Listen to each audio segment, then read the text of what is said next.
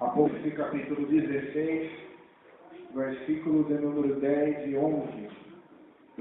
Apocalipse capítulo 16, versículo de número 10 e versículo de número 11.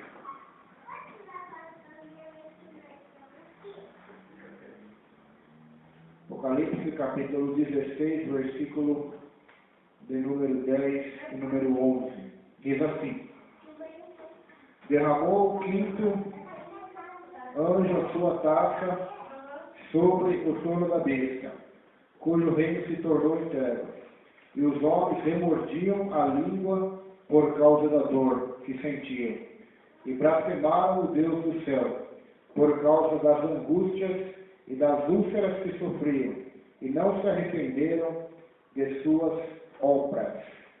Versículo 10 e 11 repetindo: e o quinto anjo derramou a sua taça sobre o trono da besta, e o seu reino se fez tenebroso, e os homens mordiam a língua de dor, e por causa das suas dores e por causa das suas chagas, feridas, blasfemaram o Deus do céu, e não se arrependeram das suas obras.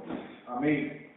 Que nós vemos a continuação do capítulo de número 16 sobre o quinto flagelo, a quinta taça da ira de Deus que caiu sobre a terra, que caiu sobre o povo, que caiu principalmente sobre o reino do anticristo e todo o seu reinado.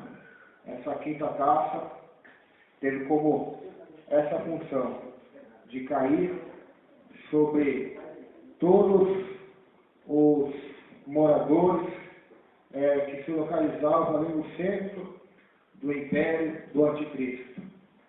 A Bíblia diz que com o derramar dessa taça, com o derramar desse juízo, desse julgamento, o reino do inimigo tornou-se totalmente em escuridão, em trevas, em escuridão total. Pois nós aprendemos que o inimigo ele tem como uma das principais funções a mentira. Ele é o pai da mentira. Então, aparentemente, o seu reino será um reino de luz, será um reino de paz, de prosperidade falsa, de falsa segurança, falsas promessas. E toda essa falsidade será, nesse quinto flagelo, será mostrada a verdadeira natureza, a verdadeira essência do reino da besta, do seu trono. Será mostrada a verdadeira essência, que não é luz, mas é escuridão, é tenebroso, é trevas, que não é justiça, mas é injustiça, que não é amor, mas é ódio, que não é paz, mas é guerra, que não é união, mas sim ditadura. Então, com o derramamento desse quinto flagelo, o reino da besta e o seu trono será ferido com escuridão, com trevas, com escuridão. A pior coisa que tem é quando Deus derrama a sua escuridão sobre nós. A sua escuridão, tanto seja literal, como também espiritual, que é muito pior ainda. Então, eu creio aqui que essa escuridão pode se aplicar nesses dois sentidos, tanto no âmbito literal, como já aconteceu no passado no Egito, como também no âmbito, principalmente no âmbito espiritual, a escuridão espiritual. Pois a Bíblia diz que o príncipe desse mundo cegou o entendimento dos incrédulos, ou seja, colocou escuridão na mente das pessoas, para que elas não consigam enxergar, ver a luz da glória do Evangelho de Cristo. Então, essa escuridão, ela é mais real do que nunca. O apóstolo Pedro, quando escreveu sua carta, ele disse que Deus nos tirou das trevas, da escuridão, e nos colocou na sua maravilhosa e poderosa luz. Então, é nisso que devemos focar os olhos e pensamentos. Se existe um povo que Deus arranca das trevas e põe para a sua maravilhosa luz, a luz do seu Salvador, a luz do seu Filho amado, Jesus Cristo, como disse nos Evangelhos, eu sou a luz do mundo. Agora, o próprio Deus está entregando essa humanidade, esse reino, esse trono do anticristo, da besta, do sistema pecaminoso mundial, a própria escuridão, as próprias trevas, a própria escuridão espiritual e literal. Então, será um reino de total escuridão, será um reino de total cegueira, tanto espiritual como literal. Então, essa escuridão tem por objetivo também julgar o trono da besta, julgar o seu império, os adoradores da besta, da sua imagem e que tem sua marca. Essa escuridão então será terrível, será apavorante, será uma escuridão aonde Deus estará derramando a sua ira e o seu juízo sobre o povo da grande tribulação. E a palavra de Deus diz que por causa dessa escuridão, os homens remordiam a língua por causa da dor que sentiam. A dor será tanta, a dor que ocorrerá quando esse quinto flagelo, essa quinta taça, ser derramada pelo quinto anjo, que os homens vão remorder a sua língua, literalmente morderão sua língua, rangerão seus dentes por causa da dor, por causa da angústia, por causa do sofrimento a qual eles estarão passando, eles estarão sofrendo. Então, nós vemos aqui que pecar contra Deus é algo muito sério. Pecar contra Deus não é brincadeira. Pecar contra Deus traz para nós, traz para o mundo um juízo terrível, um juízo iminente. Assim acontecerá nessa presente passagem. Na grande tribulação, quando os homens acharem que tudo está bem, tudo está luz, tudo está seguro, então vai ser desencadeado esses 7 flagelos. E esse quinto vai trazer escuridão, e vai trazer angústia, dor e sofrimento para a humanidade. Os homens remordiam, ou literalmente morderão as suas línguas por causa da dor a qual vamos sentir. Eu creio que nenhum de nós, eu acho, que sentimos uma dor como essa. Mas deve ser uma dor exatamente terrível. Uma dor a qual vai trazer os homens a literalmente tomar uma posição. Ou adoram o Deus dos céus, ou continuam na cegueira espiritual, seguindo Satanás. A Bíblia diz que o mundo, nós, temos 2 escolhas, ou seguir a Deus ou seguir o diabo. E quem não segue a Deus, literalmente, está na mão do diabo. E esse povo que rejeita Cristo, que rejeita a salvação, o Evangelho, a luz, nada mais vai lhes restar a não ser escuridão. Se eles amam a escuridão, serão cobertos por ela. Vejamos o que diz o texto bíblico sobre esse assunto. O Evangelho de João. O Evangelho de João.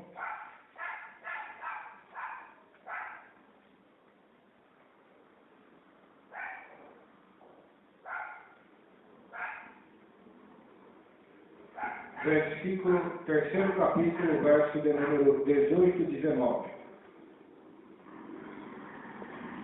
Essa foi a condenação das pessoas que viveram na época de Cristo, em toda a história, e será também a condenação de todos aqueles que viverem na grande tribulação.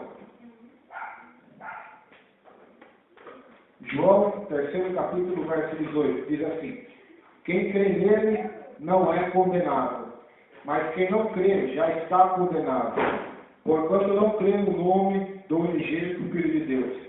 E a condenação é esta, que a luz veio ao mundo, e os homens amaram mais as trevas, a escuridão, do que a luz, porque as suas obras eram más. Porque todo aquele que faz o mal aborrece a luz, e não vem para a luz, para que as suas obras não sejam reprovadas. Mas quem pratica a verdade vem para a luz, a fim de que suas obras sejam manifestas, porque são feitas em Deus. Então aqui nós vemos algo muito interessante. Ou você fica quieto ou você vai embora. Você escolhe. Que é a casa de Deus, não é lugar de bagunça. A palavra de Deus diz que não tem outra escolha. Ou somos da luz ou somos da escuridão. Não tem outra alternativa, não tem outra escolha. A palavra de Deus diz que quando Jesus veio ao mundo, ele veio para salvar o mundo. E quem nele cresce não estaria condenado, mas quem não cresce nele já estaria condenado. E qual condenação é essa? Diz o apóstolo João, que a luz veio ao mundo, e os homens amaram mais as trevas do que a luz, porque as suas obras eram más. Agora eu encontro aqui algo muito interessante na Bíblia, Jesus Cristo, a pessoa perfeita do Filho de Deus. É um ser totalmente santo, totalmente bom, totalmente justo, totalmente reto, que só fazia o bem, diz a Bíblia, que só operava justiça, paz, misericórdia, amor, totalmente perfeito, nunca cometeu pecado, nem dolo algum se achou nos seus lábios. E a Bíblia diz que os homens rejeitaram essa luz, rejeitaram este Jesus, rejeitaram essa salvação, rejeitaram a luz, porque eles amaram mais a escuridão do que a luz. Então, será exatamente isso que o Todo-Poderoso lhes dará como colheita, o que eles estão plantando, o que eles gostam, que é a escuridão. Assim como no terceiro flagelo, águas foram transformadas em sangue. E Deus deu de beber sangue para os homens, porque sangue eles derramaram dos seres humanos na terra, em assassinatos, homicídios, e principalmente dos profetas e santos homens de Deus. Então sangue foi lhes dado para beber. No quinto flagelo não é diferente. Como o homem ama a escuridão, ama a escuridão, porque as suas obras são más, são tenebrosas, então Deus lhes dará a escuridão, os seus velhos no seu reino. E fará uma grande dor, fará grandes doenças e enfermidades, e uma grande escuridão literal e também principalmente espiritual, a qual fará os homens morderem, remorderem a língua por causa da dor que vão sentir neste momento, nesta presente passagem. Por quê? Porque eles não querem a luz. É isso que a Bíblia denuncia do começo ao fim. Eles gostam da escuridão, gostam do pecado, gostam das facilidades e prazeres transitórios proporcionados pelo pecado. Então, nós vemos aqui isso e é muito interessante. Precisamos aprender a amar a luz, a amar as coisas de Deus, a amar as coisas boas de Deus, para que não sejamos envoltos nas trevas do pecado, na escuridão do pecado. Quantas e quantas multidões nós vemos até acontecer no Brasil aí, esse motim em várias cidades de manifestações políticas para que acabe a corrupção, que acabe com tantas coisas, e até isso em parte é bom para a nação brasileira. Mas a principal manifestação que deveria ocorrer, de todos os homens deveriam manifestar contra sua própria corrupção pecaminosa. Todos pecaram, diz a Bíblia, estão destituídos da glória de Deus. O problema principal no Brasil é o pecado. Não é a falta de dinheiro ou a abundância do mesmo, não é hospitais ou não, políticos corruptos ou não, pastores corruptos ou não. A principal falta do Brasil é temer a Deus e guardar a sua palavra. Porque diz a Bíblia, feliz a nação cujo Deus é o Senhor. Se todos temessem a Deus, o mundo e o Brasil seriam muito melhor. Se os políticos temessem a Deus, eles não roubariam. Se o povo temesse a Deus, eles também não roubariam. não se matariam. Então, se todos temessem a Deus, se todos obedecessem a palavra de Deus, com certeza, muitas dessas dores seriam sanadas. Mas como isso não acontece, o homem quer resolver os problemas exteriores. O homem quer consertar o exterior, mas o problema já é exterior. O problema está no coração do homem. O homem é corrupto. O homem é pecaminoso. Então é só dar poder para o homem que, consequentemente, ele vai inclinar-se ao que ele é propício, que é o pecado.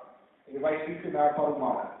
Só vai se inclinar para o bem quem estiver debaixo da graça de Deus, do Espírito de Deus, da justiça da palavra de Deus. Do contrário, a Bíblia já deixou bem clara que o homem ama a escuridão, o homem ama as trevas, ama o pecado. Então nós precisamos aprender isso, que o problema do Brasil não é as manifestações ou não, mas sim é o pecado. É o pecado que assola não só o Brasil, mas todo o mundo.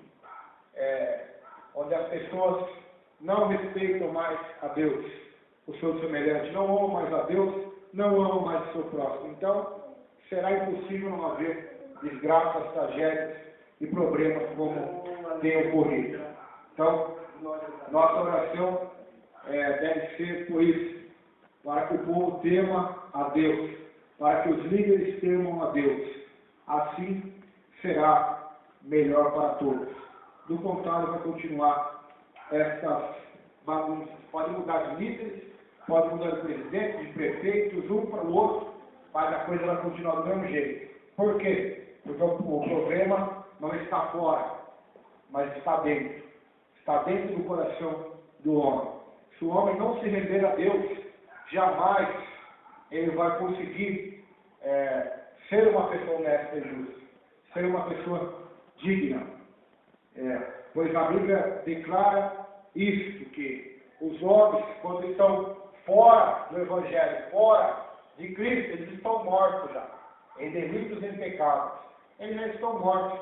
Foi isso que Paulo disse lá para a igreja de Éfeso: vocês estão mortos nos delitos e pecados, mas ele nos deu vida. Ou seja, todos estão mortos em pecado. E o que nós precisamos é de Jesus Cristo, é da salvação. O Evangelho não é uma revolução política. Jesus não é um líder revolucionário. Tem muitos evangélicos que acham que Jesus é um líder político, é um líder revolucionário. Jesus Cristo é o Filho de Deus e não veio para reinar nesse mundo, porque o seu reino é dos céus.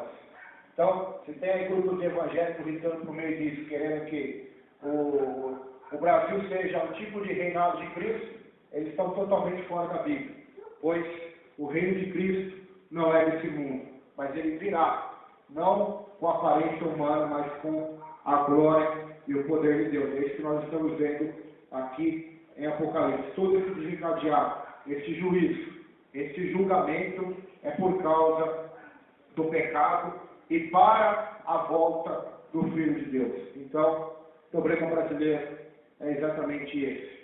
E o duro de tudo isso é que a maioria daqueles que estão no poder foram apoiados por muitos pastores aí famosos. Televisões, rede de televisões, Globo, Record, Band. Então é tudo uma máfia, na verdade, isso aí. É uma máfia, cobre engolindo cobre. Então o que nós devemos fazer é somente orar para que a vontade de Deus seja feita, para que almas se salvem desse mundo mau. Não adianta nós queremos sonhar que o céu vai ser aqui na terra. Não vai ser aqui na terra. Que o paraíso vai ser aqui na terra. Não vai. Se do jeito que está, as pessoas já amam dinheiro, já amam mais esse mundo que Deus, imagine se melhorar 100% mais ainda. Então, aí que a pessoa não vai querer mesmo Deus. Vai querer um mundo aqui agora. Então, não será assim. Jesus disse que no mundo teríamos aflições e teríamos vários tipos de tragédias. Então, o homem deve se render totalmente a Deus. A Bíblia diz que eles blasfemaram, no verso 11, o Deus do céu, por causa das angústias e das úlceras que sofriam e não se arrependeram de suas obras. Ou seja, além da escuridão, nós vimos aqui que haveria dor, angústias, vários tipos de depressões que vai assolar essa época da humanidade. Se nós vemos hoje que, segundo os estudiosos, a depressão é uma das doenças que mais assola a humanidade, hoje, muitas pessoas imaginam o grau de tristeza, de angústia, de medo, de pavor, de pânico que haverá nessa época por causa da escuridão e do julgamento de Deus. As pessoas então vão morder a sua língua de dor, vão blasfemar do Deus dos céus por causa das suas angústias e das úlceras que sofriam. Ou seja, serão enfermidades emocionais e serão enfermidades físicas. Os dois tipos, olha lá. Vai ser atacado na alma o juízo de Deus, da humanidade, das pessoas deste período da grande tribulação, que estarão servindo ao anticristo, o falso profeta, serão atacados com angústias na alma, com depressões e também com doenças no corpo, com chagas, com úlceras. Então, por causa de toda essa dor, eles não se arrependerão das suas obras, antes vão blasfemar contra Deus. Então, nós vemos que o grau de juízo e o grau de condenação será fortíssimo. O quinto anjo derrama sua taça de ouro sobre o assento, literalmente o trono da besta, isto é sobre a sede de seu governo. Alguns acham que o trono da besta ficará sediado em Babilônia, outros em Jerusalém. Tal praga colocará o reino do anticristo em completas trevas, como ocorreram no Egito. Trevas como símbolo de julgamento. Acham-se em várias passagens bíblicas. As trevas colocam em confusão o reino do anticristo. Elas angustiam ainda mais os que já estão sofrendo em consequência das outras pragas. Sua dor é tão intensa que são levados a morderem as línguas, tamanha sua agonia. Pela segunda vez nesta série de pragas, o povo, ao invés de se arrepender, blasfema o nome santo de Deus. Embora reconhecendo serem as suas aflições provenientes do julgamento de Deus. As pessoas endurecem seus corações e insistem em continuar a praticar iniquidade. Estão sob a influência enganadora do anticristo e do falso profeta. Mas a expressão Deus do céu lembra-nos a promessa feita a Daniel, de que o Deus do céu suscitará um reino que esmiuçará e consumirá todos os outros reinos, mas o seu reino subsistirá para sempre. Infere-se, pois, que o sincero arrependimento poderia suspender o julgamento, mas ninguém se arrepende. As trevas não se limitam a atingir o reino natural e físico, elas são também espirituais. O povo não percebe a verdade. O justo juízo de Deus serve somente para aumentar sua rebelião. Deve ficar bem claro a todos que nenhum julgamento ou purgatório, nem mesmo o lago de fogo, são capazes de levar o arrependimento aos corações dos que rejeitam a misericórdia e a salvação de Deus no tempo oportuno. Então, nem juízos, nem inferno, nem lago de fogo e enxofre poderá purgar as almas, levá-las ao arrependimento, purificá-las. Então, nós vemos a falsa doutrina também do purgatório, ensinada pela Igreja Católica Romana, que agora eles voltaram atrás também deste ensino, que achavam-se que depois da morte a alma poderia se purificar, como ensina os espíritas também a reencarnação.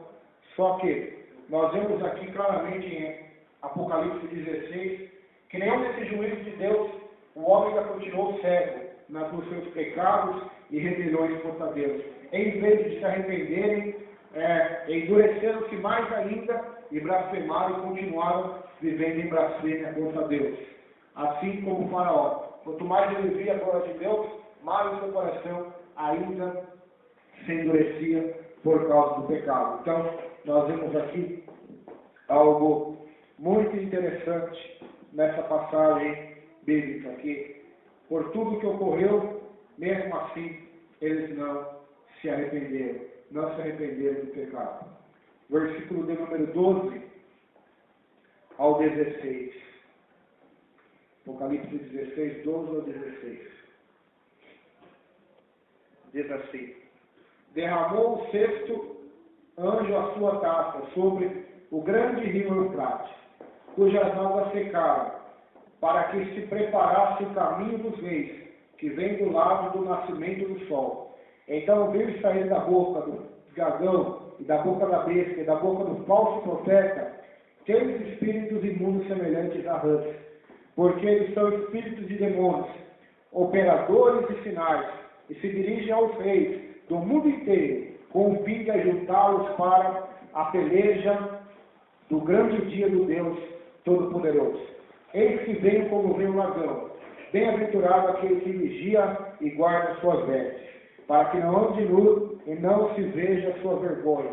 Então os ajuntaram no lugar que em hebraico se chama Armagedon. Então, esse sexto flagelo tem como objetivo secar as águas do rio Eufrates. As águas deste rio, para que os reis que vêm do norte, do nascimento do sol, possam ali passar para entrar na Santa Cidade, para entrar em Israel, em Jerusalém, e cercá-la, sitiá-la. E tudo isso vai ocorrer por causa da grande batalha Armagedon, a qual ocorrerá entre Cristo e entre o falso profeta, a besta, o anticristo e todo o seu império. Embora o Eufrates seja um dos maiores rios do mundo, quando o sexto anjo derramar sua taça de ouro, ele há de secar. No Antigo Testamento, o secamento das águas era às vezes o meio usado por Deus para proporcionar livramento ao seu povo, como aconteceu no Mar Vermelho e no Rio Jordão, mas também significa julgamento divino. Então, nós já vimos isso acontecer. O Mar Vermelho já secou, abriu-se 2 grandes muralhas e o povo de Israel passou como se fosse terra seca. Josué, quando estava entrando na terra prometida, o Rio Jordão secou-se também. E também, por outro lado, como Deus usava os rios para dar livramento e passagem ao seu povo, Deus também usava a sequidão dos rios como juízos sobre as nações. Neste caso, a seca do grande rio Eufrates significará a remoção de uma barreira que permitirá aos reis do Oriente, juntamente com os seus exércitos, entrar em Israel para a peleja no vale do Megiddo. Satanás usará o seu poder para reunir e aprontar os povos para o grande conflito que sucederá no fim da grande tribulação. A sexta taça, portanto, está envolvida na preparação para a batalha do Armagedon, que é descrita com mais detalhes no capítulo 19 de Apocalipse. Será uma luta horrível, mas terminará em vitória para o Cordeiro. Depois que estiver preparado o caminho para os reinos do Oriente, o dragão, o anticristo, o falso profeta, entrarão em ação. O dragão aqui mencionado certamente é aquele de 7 cabeças do capítulo 12, isto é, Satanás mesmo. A besta é o anticristo. Quanto à segunda besta que saiu da terra, que está em Apocalipse 13, verso 11 e 17, é identificada pela primeira vez como falso profeta. Da boca de cada um deles sai um espírito imundo, semelhante a rãs. São demônios e não rãs. Esta serve apenas como símbolo. Todavia as rãs foram uma das pragas que Deus mandara sobre o Egito. Sob a lei de Moisés eram consideradas imundas. O contraste com o Espírito Santo. Ele desceu do céu em forma de pomba para repousar sobre Jesus. O fato dos 3 espíritos imundos haverem saído da boca deste fio diabólico sugere-nos o exercício do ministério da mentira. Como espíritos demoníacos operam sinais, tornando persuasiva a transmissão de suas pérfidas e enganadoras mensagens. Eles dirigem-se aos reis do mundo inteiro, incluindo os do Oriente, a fim de ajuntá-los para a peleja do grande dia do Deus Todo-Poderoso. Através de seus falsos milagres, pela grande influência que exercem sobre as mentes dos reis, convencerão estes a se unirem ao anticristo, na batalha final do Armagedon, o holocausto que envolverá o mundo inteiro. Então, a questão aqui é, como que o anticristo, como que o falso profeta, como que o diabo, o cagão, conseguirão convencer os reis, os presidentes, os líderes das nações mundiais, a se juntar a eles, para destruir, para aniquilar Israel. Como que eles conseguirão tal prodígio? Será através de milagres e prodígios de mentira, como sempre Satanás tem feito. Ele, da boca deles, os falsos profetas do dragão sairão 3 espíritos imundos semelhantes a rãs. Eles sairão e vão operar sinais, milagres desses líderes, desses reis, desses presidentes mundiais, e convencê-los a se juntarem a eles para a guerra, a mandarem seus exércitos, suas forças militares, a aeronáutica, a marinha e exército terrestre, para a peleja, para a grande peleja, que até então, acho que a grande maioria não vai saber que é contra Deus. Eles vão achar que eles vão estar se reunindo para destruir Israel. Essa é a intenção deles. Porque o anticristo vai conseguir colocar na mente deles que a culpa desses flagelos que estão acontecendo, de todo esse caos do mundo, será dos judeus, porque eles não vão adorar mais o anticristo. Quando ele se assentar no templo de Deus, querendo adoração com Deus, os judeus vão se recusar a adorar. E se voltarão contra ele. Então, haverá uma dura perseguição aí contra os judeus, contra Israel. Então, por isso que tudo começou em Israel e tudo vai terminar em Israel. Lá em Gênesis começa com Israel.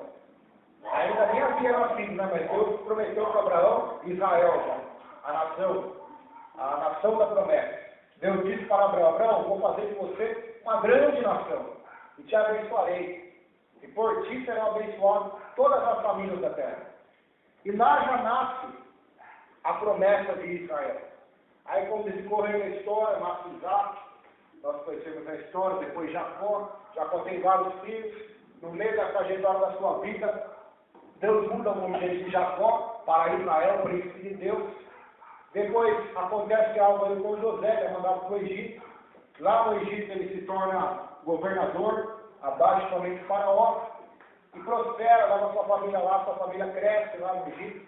Depois da sucessão dos faraós, nasce um que não conhece José nem a sua família, e ele começa a temer, porque aquele povo que tinha ido ali em poucos números, agora já eram grandes demais, os hebreus, os judeus, os israelitas. E eles começaram a crescer, Faraó manda matar os meninos mais novos, salva Moisés. Depois Moisés cresce como filho de Faraó, da filha de Faraó, se torna grande, e nós sabemos a história, mata um egípcio, vai para o deserto, depois de 40 anos ele volta. Deus tira Ismael daquele cativeiro egípcio de escravidão, levando ele para a terra prometida a Abraão, Isaac e Jacó.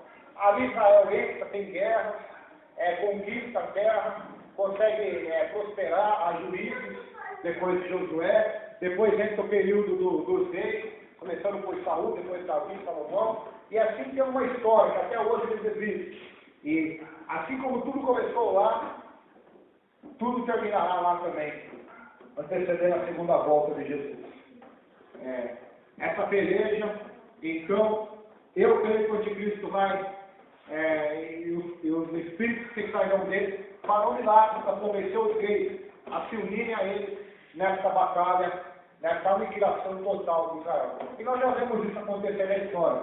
Um homem chamado Adolf Hitler, o presidente da Alemanha, ele já tentou isso, de destruir todos os judeus da terra, de criar uma nação ariana, destruir todos os negros, os judeus, todos os povos diferentes dele. Então, o que Hitler tentou e conseguiu, acho que segundo a história, ele conseguiu matar 2 milhões de judeus ou mais. Eu não sei se estou falando errado aqui, mas foi 2 milhões de judeus que ele matou.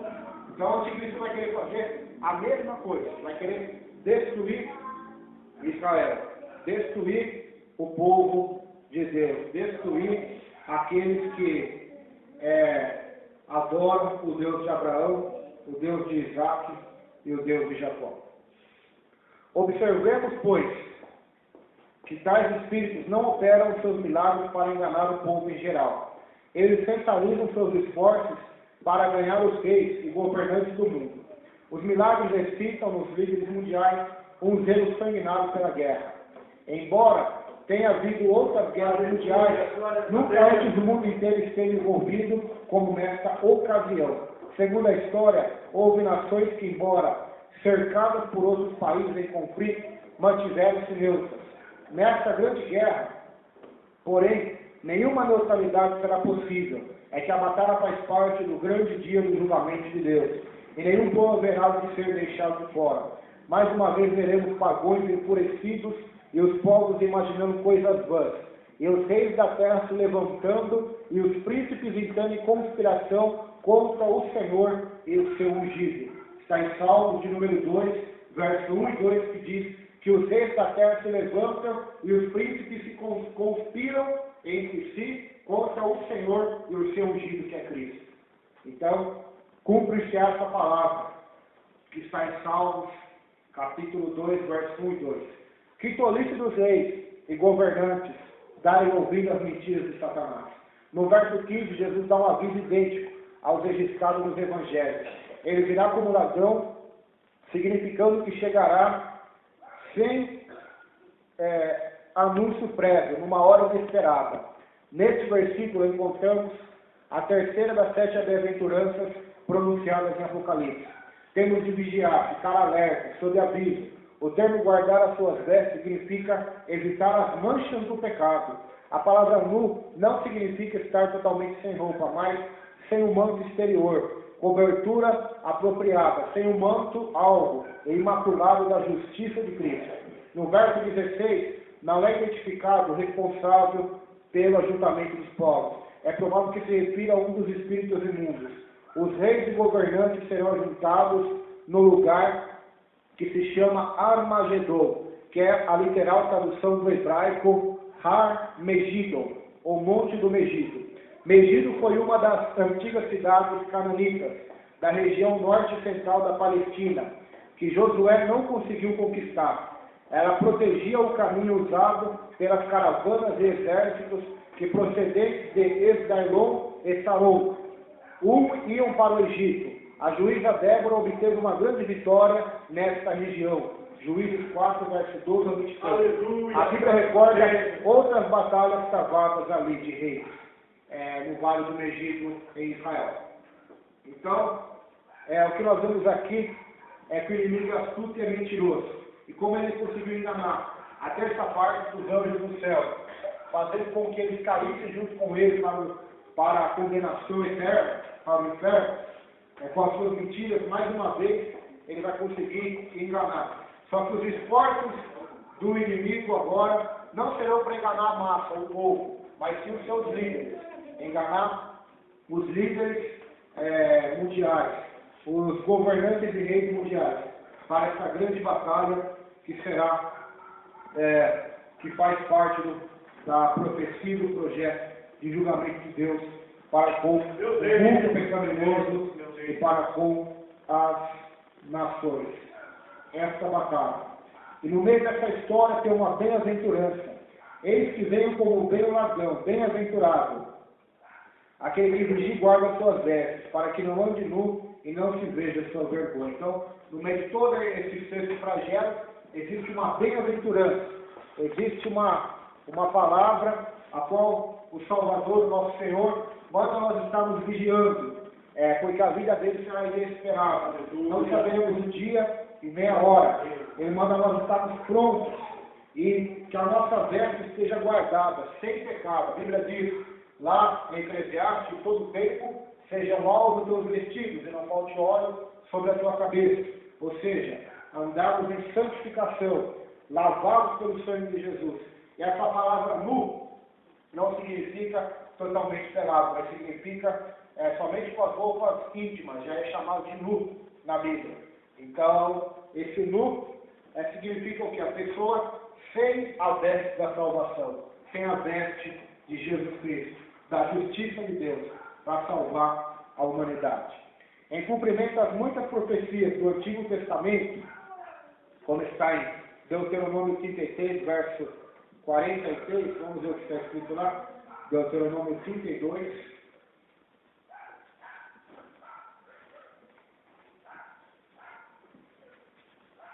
versículo 46.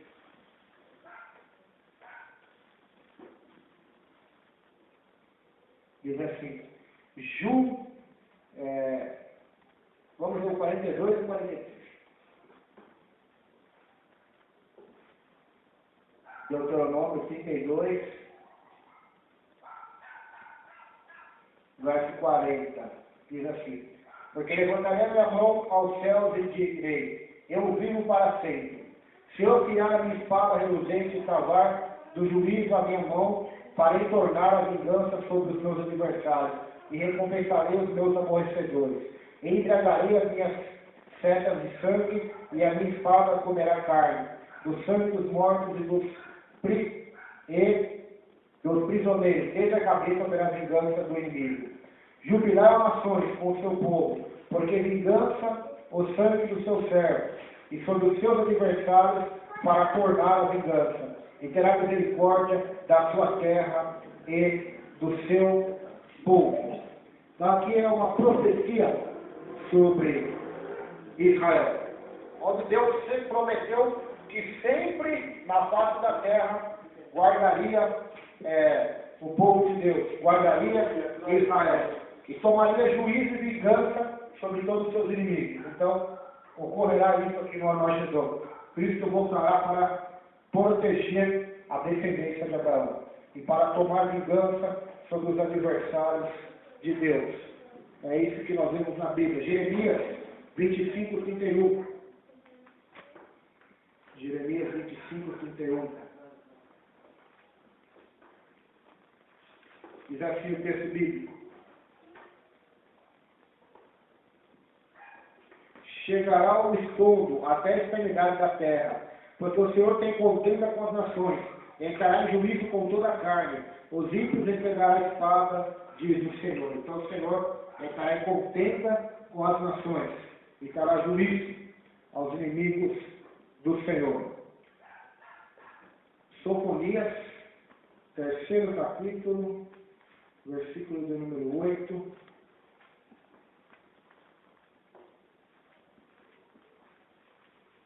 Sofonias, 3º capítulo, verso 8.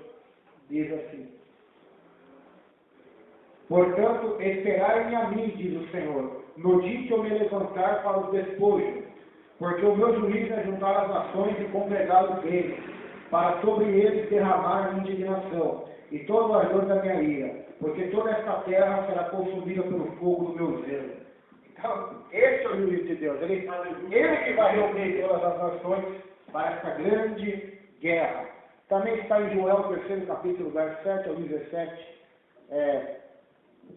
uma alusão a isso. Joel, livro de Joel.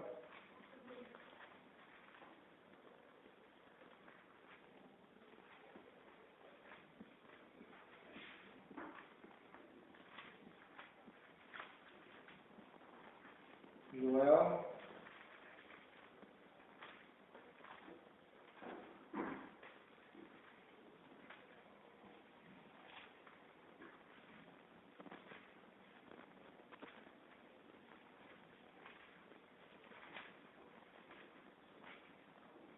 Joel, 3º capítulo,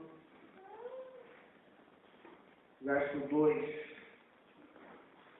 diz assim: congregarei todas as nações e as farei descer ao vale de Josafá.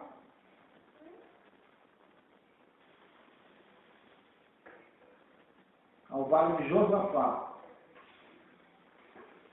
E ali estarei com elas em juízo, por causa do meu povo e da minha herança, Israel, a quem eles espalharam entre as nações, repartindo a minha terra. Vamos ver qual versículo mais que eu devo ler? O 7 ao 17. Aleluia. Eis que os moverei do lugar para onde os vendeste, e farei cair a vossa paga sobre a vossa própria cabeça. Venderei vossos filhos e vossas filhas pela mão dos filhos de Judá, que os venderão aos de Sebã, a uma nação remota, porque o Senhor disse. Proclamai isto entre as nações, certificai uma guerra, suscitai os valentes, chegam-se e subam todos os homens de guerra, forjai a espada de vossas enxadas, e lança das vossas foices, digam o fraco, eu sou forte, ajuntai-vos e vinde todos os povos em redor, congregai-vos, o Senhor faz descer ali os seus fortes, movam-se as nações, subam ao vale de Josafá, porque ali me assentarei para julgar todas as nações em redor. Lançai a foice, porque já está madura a seara, e vinde, descei, porque o lagar está cheio, os vasos dos lagares transbordam, porquanto a sua malícia é grande. Multidões e multidões no vale da decisão, porque o dia do Senhor está perto no vale da decisão. O sol e a lua se enegrecerão, as estrelas retirarão o seu resplendor. O Senhor bramará de Sião e dará sua voz de Jerusalém. Os céus e a terra temerão, mas o Senhor será refúgio do seu povo e fortaleza dos filhos de Israel. E vós sabereis que eu sou o Senhor vosso Deus, que habita em Sião, o monte da minha santidade. Em Jerusalém será santidade, estranhos não passarão mais por ela. Então, aqui fala sobre a profecia e a descrição e o juízo das nações e a guerra que haverá entre o anticristo e o nosso Salvador. É uma profecia aqui clara sobre isso. Zacarias, capítulo 12, verso 11. Zacarias, capítulo 12, versículo número 11. Diz assim: Naquele dia será grande o pranto em Jerusalém, como o pranto de Hadad e Rimon no vale de Megiddo. E a terra pranteará, cada linguagem à parte, a linhagem da casa de Davi à parte, suas mulheres à parte, e a linhagem da casa de Natã à parte, e suas mulheres à parte. Então, aqui está falando sobre o arrependimento de Israel, nesse período que haverá sobre o vale do Megiddo, sobre esta guerra, onde Israel, literalmente, não vai ter para onde se virar. Ele não vai ter ajuda de nenhum governo. Na guerra contra Hitler, Israel teve ajuda dos Estados Unidos, de várias nações aí, que se uniram contra a Alemanha em guerra. E até hoje eles têm ajuda de várias nações amigas aí. Mas nesse momento não terá. Eles terão que se voltar para Deus somente. E nesse momento que eles se voltarem a Deus, eles verão seu Messias vindo do céu, então eles se arrependerão, vão chorar, vão chorar amargamente. Olha lá o versículo de número 10. A conversão de Israel, o Espírito derramado e o Messias crucificado e revelado. Zacarias 12, 10. E sobre a casa de Davi, sobre os habitantes de Jerusalém, derramarei o Espírito de graça e súplicas, e olharão para mim, a quem tantos passaram, e o prantearão, como quem pranteia por um unigênito, e chorarão amargamente por ele, como se chora amargamente pelo primogênito. Olha que mistério aqui. Jesus está falando aqui antes de nascer. Ele está falando, olharão para mim. Quer dizer, ele é o verbo, ele é a palavra. Ele, juntamente com o Espírito Santo e com o Pai, inspiraram a palavra de Deus, inspiraram os profetas. Então, ele está dizendo, quando eu voltar, eles olharão para mim aqueles que tantos passaram na cruz, e vão chorar amargamente. Então, isso é maravilhoso. Zacarias 14, verso 2 ao 5.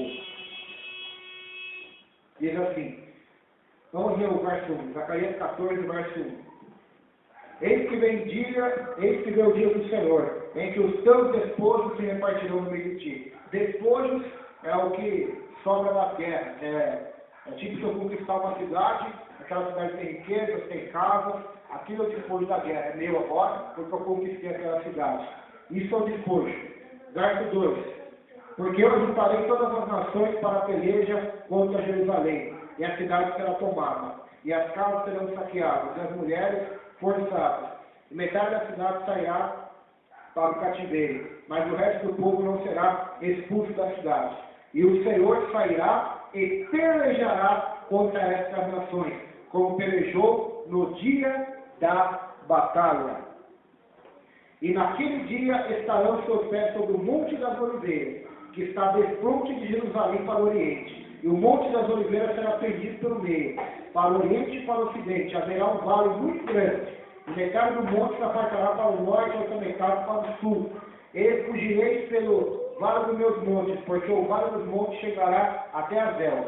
E fugireis assim como fugiste do terremoto nos dias de Uzias, rei de Judá. Então virá o Senhor, meu Deus, e todos os santos contigo, ó Senhor. E acontecerá naquele dia que não haverá preciosa luz, nem espécie de escuridão, mas será um dia conhecido do Senhor. Nem dia nem noite será. Acontecerá que no tempo da tarde haverá luz. Naquele dia também acontecerá que correrão de Jerusalém águas vivas. Então aqui está falando sobre a guerra do Armagedon e depois algumas coisas que vão acontecer depois disso, o reinado milenar de Jesus, que nós vamos tratar mais para frente sobre esse assunto também. Armagedon tornar-se-á o campo de batalha para aquele grande e terrível dia do Senhor. A batalha será o clímax da grande tribulação. O objetivo de Satanás e seus demônios será aproveitar e usar nações sob a direção do anticristo para travar a guerra contra Deus e destruir Jerusalém. Alguns eruditos colocam os capítulos 38 e 39 de Ezequiel neste mesmo contexto, mas nas passagens citadas, Ezequiel refere-se a uma batalha que será talvez antes ou no começo da grande tribulação. O que Ezequiel descreve é um tanto diferente do que acontecerá no Armagedon. A batalha terminará quando Jesus voltar com poder e glória, e com a palavra que sai de sua boca vencer o anticristo e os seus exércitos. Então, este é o sexto flagelo. Agora, sétimo e último. Sétimo flagelo. Verso 17 de Apocalipse 16.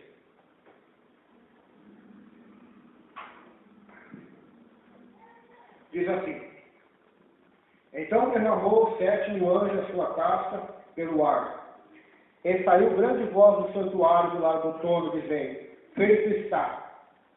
E sobrevieram relâmpagos, vozes e trovões, e ocorreu grande terremoto, como nunca houve igual, desde que a gente sobre a terra.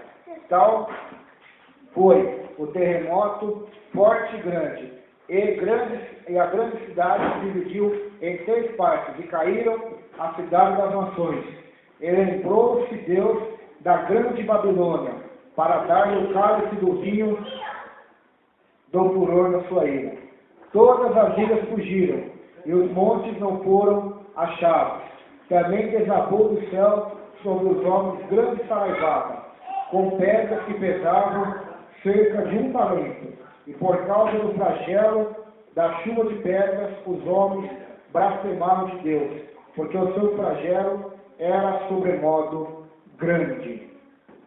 Então, aqui nós vemos o sétimo e último flagelo, ou taça da cólera, da ira, do cálice de Deus. Quando o sétimo anjo derrama a última taça da ira de Deus, enchendo toda a atmosfera com o julgamento divino, ouve-se do templo celestial uma grande voz clamando: Feito está, ou está consumado. A voz é de Deus ou de Cristo. Com a sétima praga termina o derramamento da ira divina sobre a terra. Os versículos 18 a 21 descrevem o que esta praga traz à terra. Os outros julgamentos, selos, trombetas e tábuas eram seguidos de vozes, trovões e relâmpagos. Mas como esta última taça, ouve-se vozes. Em seguida rompe-se grande tempestade de relâmpagos e trovões. No Antigo Testamento, muitas vezes, Deus usou as tempestades como julgamento. Os profetas predisseram que os julgamentos futuros viriam desta forma. Estas vozes repetem o juízo de Deus sobre o sistema mundial, governado e dominado por Satanás, o príncipe da potestade do ar. Está em Efésios 2:2. Elas proclamam o julgamento divino prestes a cair sobre o anticristo e seu reino. Uma das últimas ocorrências é um grande terremoto. O sexto selo de Apocalipse 6, 12 ao 14, uma antevisão deste momento de terremotos também descreve um grande temor que envolverá a superfície de toda a terra. Terremotos também ocorrem em outros julgamentos. Há 4 palavras e frases que descrevem a severidade desse terremoto. Primeira, grande. Segundo, nunca houve igual. Terceiro, tão forte. Quarto, tão grandioso. A história registra muitos terremotos devastadores. O terremoto de 1908 em Messina, Itália, matou mais de 75 mil pessoas. O de 1923 em Tóquio, no Japão, matou 100 mil pessoas. O de 1920, na província de Gansu, na China, matou aproximadamente 200 mil pessoas. Vendo os terríveis efeitos desses terremotos, é difícil imaginar se consequências de temor registrados no capítulo 16. Este há de sobrepujar a todos os outros e, sem dúvida, mudará a topografia da Terra. Então, nós já vimos aí na história vários terremotos que ocorreram, que mataram milhares de pessoas. Só que este terremoto que ocorrerá vai matar milhares e milhares de pessoas e será o mais forte de todos os terremotos que já ocorreu nesta terra. Será o mais forte de todos os terremotos, a qual nunca houve igual em toda a face da terra. Será um julgamento. E esse terremoto será tão grande que a cidade vai se dividir em 3 partes. 3 partes. Então ele vai mudar literalmente a topografia, a geografia de toda a terra. Será um terremoto mais forte que já ocorreu na humanidade. A agitação e o violento abalo dos terremotos de 1811 em Nova Madrid, estado de Missouri, Estados Unidos, à beira do rio Mississippi, foi sentido na costa leste, em Savannah, Geórgia, a 1000 quilômetros de distância. Mas o terremoto de Apocalipse 16 afetará o mundo todo, pois cairão a cidade das nações, e a grande cidade se dividiu em 3 partes. Embora a grande cidade não seja chamada pelo nome, ela se distingue das demais, não tanto por seu tamanho, mas pela sua importância. Esta grande cidade talvez seja Jerusalém. No passado ela foi identificada como a grande cidade, que espiritualmente é chamada Sodoma e Egito, onde também foi crucificado o nosso Senhor Jesus. Apocalipse 11:8. Já Apocalipse 11:3, o terremoto leva-lhe a 10ª parte do perímetro. Alguns eruditos preferem identificar a grande cidade como Roma, o centro do poder no tempo de João. Eles supõem ter sido a queda de Roma o cumprimento desta profecia. Outros acham que seja uma referência à Babilônia reconstruída, mas não há nenhuma razão para aceitar tais posições. O mais correto é crer ser esse terremoto o temor literal que há de destruir Jerusalém. Alguns pensam que as palavras dividir em 3 partes significa uma seção dos muros cai numa direção, outra na direção oposta, e os tetos caem entre ambas as partes. É possível que as profecias de Zacarias 14:4 encaixem-se bem. Aqui, desta maneira, será dividido também o Monte das Oliveiras, uma banda para o norte e outra para o sul, deixando no meio um grande vale. O fato aqui declarado concernente à grande Babilônia não significa que Deus a tinha esquecido. Esta frase peculiar no Antigo Testamento significa que Deus está prestes a agir em alguma situação. Neste caso, Babilônia é dado o cálice do vinho do furor de sua ira. O alvo de todo o julgamento de Deus é a grande Babilônia. Tão importante a lembrança que Deus tem de Babilônia, que os capítulos 17 e 18 dão ainda mais detalhes de sua queda. O mundo há de se conscientizar de que o Senhor quer governar um mundo sadio, moral e espiritualmente. Deus derramará sua fúria sobre o sistema mundial, que o tem rejeitado sistematicamente. A declaração de que toda a ira fugiu e os montes não foram achados parece significar uma mudança radical na topografia da Terra em preparação para o reino milenial. Alguns acham que se trata de uma referência à restauração da Terra às condições pré-diluvianas, antes do dilúvio. Além do terrível terremoto, o mundo sofrerá outro juízo violento, a grande saraivada, pedras de fogo. Praga semelhante sofreu o Egito. Está em Êxodo 9:24. E em Josué 10:11 também fala sobre essa chuva de fogo. Embora Deus usasse a saraiva como arma de destruição no Antigo Testamento, a referida aqui é muito pior. Estas pedras pesam cerca de 1 talento, ou seja, 30 quilos. Apesar de tudo, ninguém se arrepende. Os seres humanos que ainda habitam a terra blasfemam contra Deus por causa da praga. Então, essa praga, esse último flagelo, ocorrerá terremoto, onde Deus trará juízo ao sistema babilônico, que estaremos vendo no capítulo 17 e 18, com mais profundidade. E também no finalzinho fala de uma chuva, as pedras de fogo com cerca de 1 talento, ou seja, 15 quilos. Uma chuva de granizo, nós não de gelo, mas de fogo, com pedras de 15 quilos. Imagina só o estado e a destruição que elas vão fazer. Você pequenas pedras do tamanho de laranjas, quando cai já quebram carros, quebram telhados. Imagina pedras de 15 quilos caindo numa grande velocidade e ainda de fogo. Vão incendiar e vão destruir muito essa terra. Então, alguns acreditam aí que tudo isso vai ocorrer, terremoto, para Deus julgar a Babilônia, para preparar o seu reino de 1000 anos. Purificando a terra e deixando ela, alguns eruditos acreditam que esse terremoto vai fazer a terra ser igual a ela no dilúvio.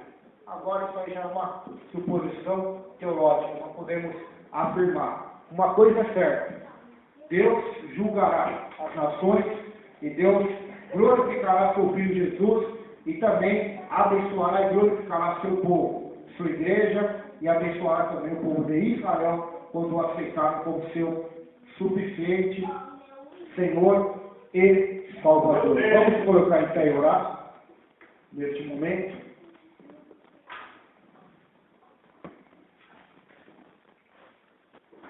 Feche os olhos. Senhor, meu Deus, meu Pai, te agradecemos nesta noite por estarmos aqui para te adorar, para te bendizer, para te glorificar, porque sabemos que Tu és um Deus maravilhoso, Tu és um Deus todo poderoso. Nessa noite estamos aqui, não é, Senhor, meu Deus, somente para contar histórias, mas estamos aqui e temos a certeza na Tua palavra, no Teu poder, na Tua graça e na Tua glória, Senhor. Jesus Cristo abençoa cada um de nós, derramando a Tua salvação, o Teu poder, repreendendo todo o mal, toda obra maligna, toda obra diabólica, todo espírito imundo, Senhor, que quer destruir as almas, que quer destruir as vidas. Nós pedimos ao Senhor que o Senhor derrame a Tua graça, o Teu poder, a Tua bênção sobre nós, nos livrando de todo o mal, em todos esses juízos que acabamos de estudar, que ocorrerão na grande tribulação, a escuridão, meu Deus, a assolação na alma e no corpo físico das pessoas, a preparação para o Armagedon, o juízo sobre o sistema babilônico, ó Deus pecaminoso, livra-nos de todos esses males, nos dê a Tua graça, a Tua proteção, para que possamos andar na Tua luz, andar em direção a Ti, Senhor, sendo o sal da terra, a luz do mundo, sendo iluminados pelo Teu Espírito Santo e pelas Tuas palavras, que é lâmpada para o nosso pé e é luz para os nossos caminhos. Senhor, nos guia por passos verdejantes, nos guia rumo à Tua vontade, para que não, Senhor, sejamos guiados pelo nosso coração nem pelo engano, mas para que possamos ser guiados pelo Teu poder, pela Tua graça e pelo Teu amor, Senhor. Vem nos ajudar a fazer a Tua vontade, vem nos ajudar a fazer o Teu querer, nos ajudar, Senhor, meu Deus e meu Pai, para que possamos Te adorar em espírito e Te adorar em verdade. Dá-nos temor e temor de Ti, ó Pai, nesse momento que Te pedimos e Te agradecemos em nome de Jesus.